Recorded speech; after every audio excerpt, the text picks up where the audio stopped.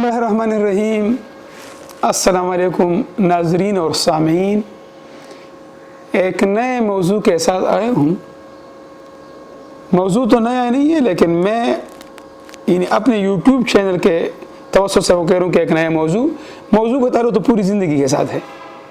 आप कहेंगे कौन सा मौजू है? मौजू है दौर हाज़र में अदब की ज़रूरत और अहमियत और उसकी अफादियत। मैं हैरान होता हूँ कि जब आजकल के तालिब इल्मों को देखता हूँ, उनसे पूछता हूँ कि बेटा आप ये फ़लाँ अदब क्यों नहीं पढ़ते हैं, फ़लाँ लिटरेचर क्यों नहीं पढ़ते, तो वो कहते हैं सर हमें दिलचस्पी नहीं है, we have no interest about the literature, या हमें अदब के मुतालिक कोई शौक़ नहीं है। कैसे उनको समझाया जाए कि अदब ही तो ज़िंदगी है, अदब ही तो ज़िंदगी का आकाश है, अदब ही के ज़रिए तो हम अपने जज्बात और एहसासात को मुतासिर कुन अंदाज में दूसरों तक पहुंचा सकते हैं। और मैं तो कहता हूँ अदब नहीं है तो कुछ भी नहीं है। एक अरसा हुआ, ये बात मुझे इसलिए याद आई कि एक अरसा हुआ 2007 में मेरी पहली किताब आ रही थी।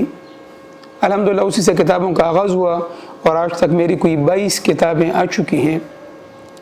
इसमें तहक़ीक़ भी है, जिसमें निसाबी कुतुब भी हैं और कुछ दीगर हवालों से भी तलबा की नई किताबें हैं, कुछ रहनुमा किताबें भी आप कह सकते हैं। तो 2007 में जब मेरी किताब आ रही थी कि अदबी सहाफ़त, यानी सहाफ़त में कैसे अदब का इस्तेमाल किया गया है या कैसे किया जाता है, तो उस वक़्त एक्सप्रेस अखबार पेशावर के वहाँ के एक मज़मून मुझे मिला था जो मेरी किताब में बाकायदा शामिल है। इस वक्त वो किताब मेरे पास मौजूद नहीं है, किसी मौके पर इंशाअल्लाह आपको दिखा भी दूँगा। और एक बेहतरीन उन्वान दिया था कि अदब से दूरी तालिब इल्म बेअदब हो गए, अदब से दूरी तालिब इल्म बेअदब हो गए। अदब अरबी ज़बान का लफ्ज़ है जिसके मानी है तहज़ीब, शाइस्तगी, तरतीबी मदारज, दर्जबंदी करना, दर्जबंदी करना, इसको हम क्लासिफिकेशन कहते हैं। तो जब अदब होगा तो ज़िंदगी दुरुस्त होगी। आप देखिए यूरोप की तरफ देख लिए, दुनिया के जितने भी तरक्यात ममालिक हैं उनकी तरफ देखिए, साइंस के साथ साथ वो लोग अदब के मुताले में गहरी दिलचस्पी लेते हैं, वो अदब का भरपूर मुतालिया करते हैं। मैं अगर ये एक बात कर लूँ, पता नहीं कैसे लगेगा, लेकिन मैं तो ये कहता हूँ कि साइंस की बुनियादें अदब ही पर हैं, साइंस की बुनियादें अदब ही पर हैं। भाई पहले किसी अदीब की सोचों ने, उसकी फ़िक्रों ने उड़न तश्तरी का तस्वर पेश किया, उड़न कटोले का तस्वर पेश किया और आपने जहाज़ बनाया। कभी उसने ख्यालों में, सोचों में, इमेजिनेशन में, ख़याली दुनिया में कहीं वो दूर की बात कर ली, आपने टेलीफोन ईजाद कर लिया, आपने मोबाइल फ़ोन ईजाद कर लिया। कभी उसने इस तरह कुछ और बातें कर ली और साइंस ने उस पर सोचा, साइंसदान ने उस पर सोचा और कुछ नई इजादात हुई। और आप ख़ुद देख लीजिएगा आजकल की हॉलीवुड की फ़िल्म्स को आप देख लें कि वहाँ पर क्या होता है। ये जो कुछ हो रहा है, क्या ये अदब नहीं है, क्या ये लिटरेचर नहीं है?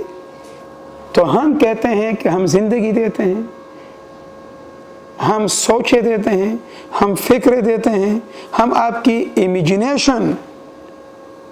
इमेजिनेशन को यानी एक रास्ता देते हैं और ये रास्ता, ये सोचें, ये फ़िक्रें आगे जाकर किसी साइंसी इजादात का बाइस बनती हैं, नंबर एक।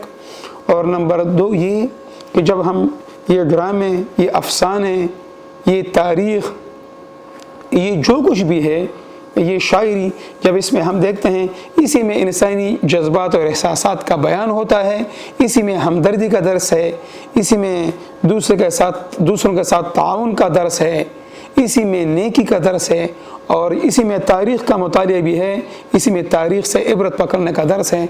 तो मैं कहता हूँ कि चाहे साइंस का तालिब इल्म हो, चाहे आर्ट्स का तालिब इल्म हो, आम लोग भी हों, अदब का मुतालिया इंतहाई ज़रूरी है, ज़रूर कीजिएगा।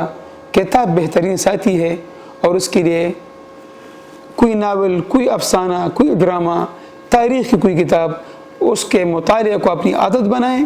اور ہمیشہ کہتا ہوں یہ موبائل دیکھیے گا، آج ہمارے سرحانے موبائل پڑے ہیں، میں کہتا ہوں آئیے عادت ڈالیں کہ ہمارے سرحانے آج کے بعد کتابیں پڑھی ہوں، جیسے کہ شروع میں ہمارے سرحانوں پر تکیے کے نیچے کتابیں پڑھی ہوتی تھیں اور پھر ہم سو جاتے تھے۔